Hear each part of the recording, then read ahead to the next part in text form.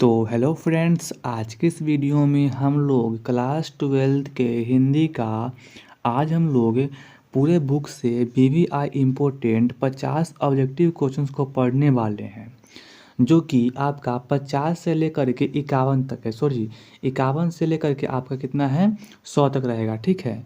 इससे पहले हम लोग पूरे हिंदी ग्रामर से हम लोग 50 ऑब्जेक्टिव क्वेश्चन को पढ़ चुके हैं। अगर आप लोग उसे नहीं देखें तो उसे देख लीजिएगा। ठीक है।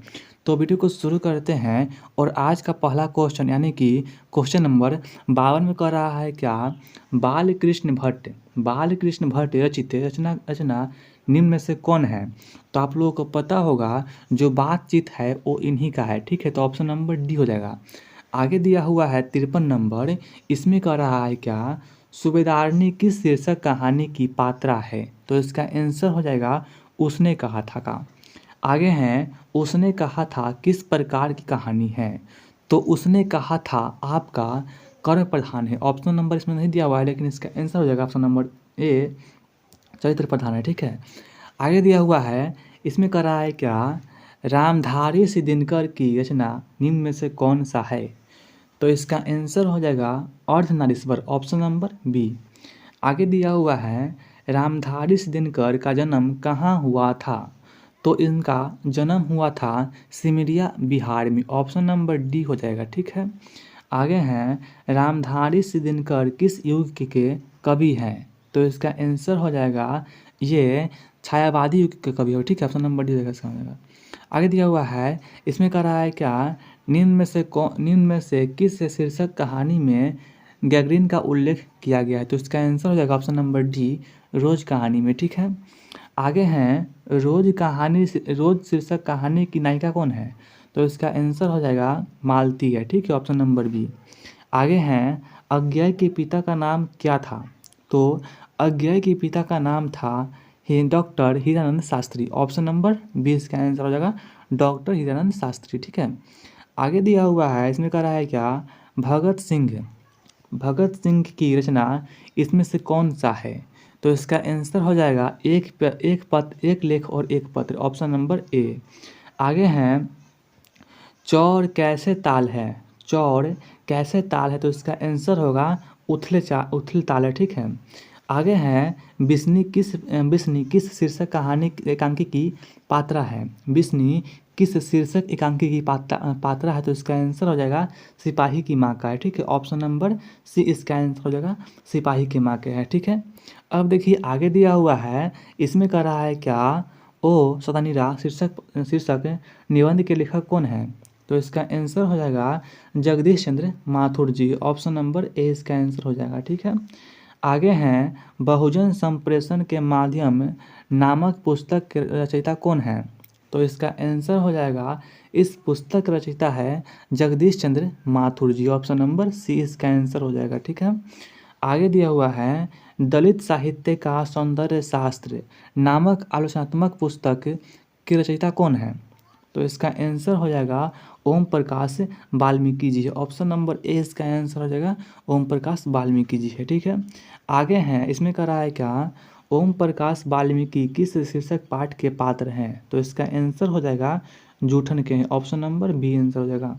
आगे हैं, आदमी व्यर्थ को ही जीता ही नहीं, यथार्थ को रचता भी है, यह कथन किस लेखक का है।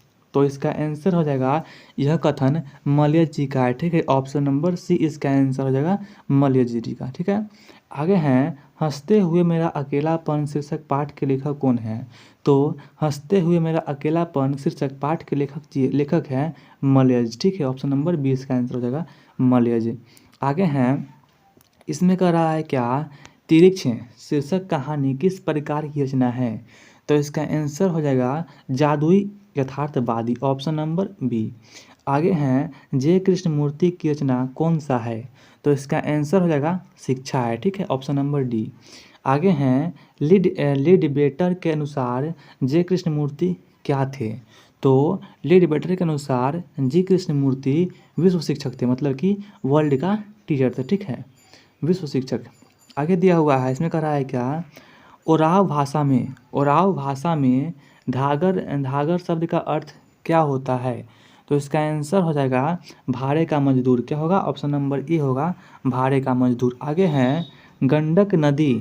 गंडक नदी की चर्चा किस शीर्षक पाठ में हुआ है? तो इसका आंसर हो जाएगा ओ सदानीरा में किया गया। ऑप्शन नंबर बी आंसर हो जाएगा। आगे दिया हुआ है रामधारी सिद्दीनकर किस विश्वविद्यालय में उप कुलपति के पद पर आसीन रहे हैं? तो इसका आंसर हो जाएगा भागलपुर विश्वविद्यालय में थे। ठीक है, ऑप्शन नंबर सी। आगे दिया हुआ है, इसमें कर रहा है क्या 76 में अर्धनारीश्वर शीर्षक पाठ हिंदी साहित्य की कौन सी विधा है? तो इसका आंसर हो जाएगा कि जो आपका अर्धनारीश्वर है यह आपका एक निबंध है। ठीक है, ऑप्शन नंबर सी आंसर हो जाएगा। ठीक है, ऑप्शन नंबर सी निबंध है। आगे दिया हुआ है स्पीच का उद्देश्य सुनने वाले के मन में जोश और उत्साह पैदा कर देना है। यह युक्ति किसका है? तो इसका आंसर हो जाएगा यह युक्ति बालकृष्ण भट्ट जी का है। Option number D. आगे हैं प्रकृति वर्णन से संबंधित कविता है। तो इसका आंसर हो जाएगा उषा। ठीक है, ऑप्शन नंबर बी उषा। आगे हैं कवियों का कवि किसे कहा गया है?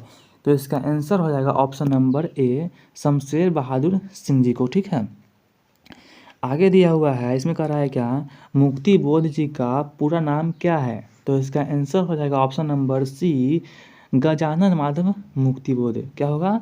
गजानन माधव मुक्तिबोध। आगे दिया हुआ है, इसमें कह रहा है क्या ज्ञानेंद्रपति किस प्रशासनिक पद पर कार्यरत थे?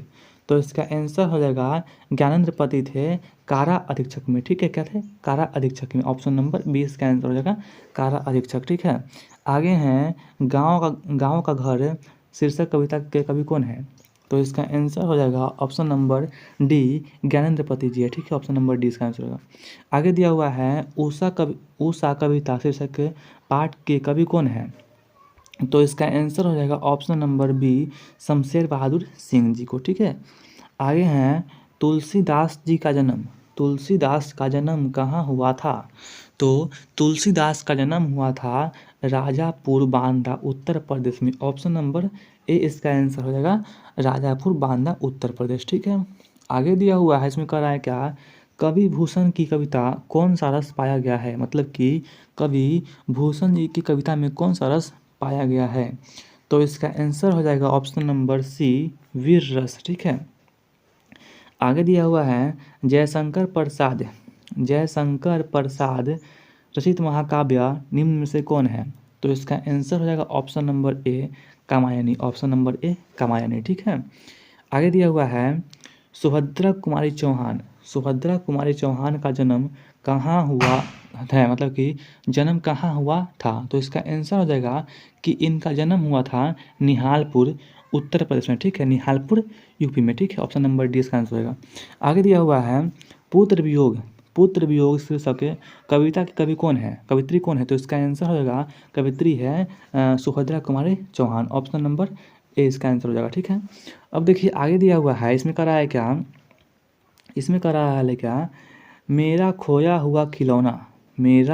हुआ खिलौना अब तक मेरे पास न आया, यह पंक्ति किस शीर्षक कविता की है?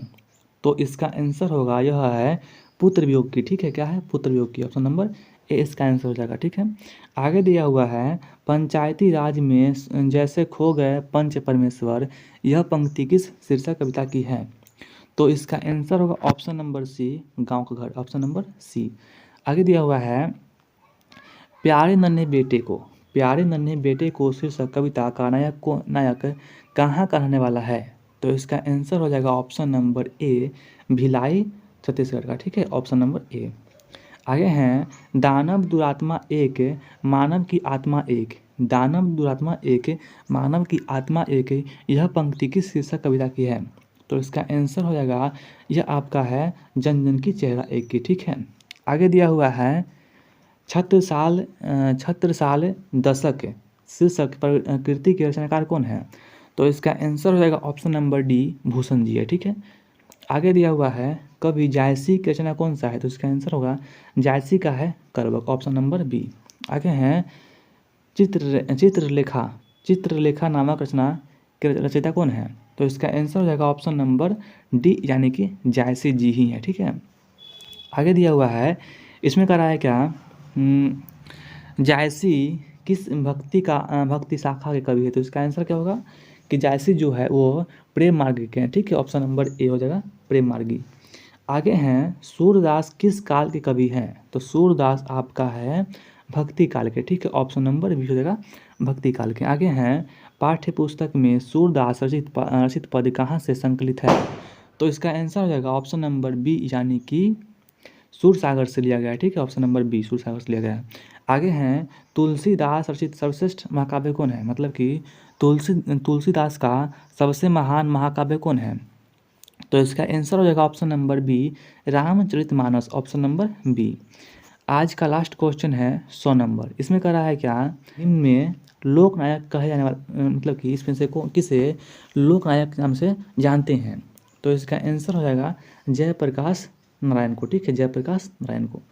तो फ्रेंड्स आज के इस वीडियो में इतना ही क्वेश्चन था। अगर आप लोगों को वीडियो अच्छा लगा होगा तो वीडियो को लाइक कर दीजिएगा और हाँ, चैनल को भी सब्सक्राइब कर लीजिएगा ताकि आप लोगों को हमेशा वीडियो मिलता रहेगा, और अपने दोस्तों में शेयर कर दीजिएगा। और अगर आप लोगों को इसका PDF चाहिए तो आप लोग व्हाट्सएप कीजिएगा, आप लोगों को हम PDF सेंड कर देंगे। व्हाट्सएप नंबर लिख लीजिए 9128300947, ठीक है। इस पर आप लोग व्हाट्सएप कीजिएगा, आप लोग को PDF हम सेंड कर देंगे और ग्रुप में भी ऐड कर देंगे, ठीक है। तो अब मिलते हैं अगले वीडियो में, तब तक के लिए धन्यवाद।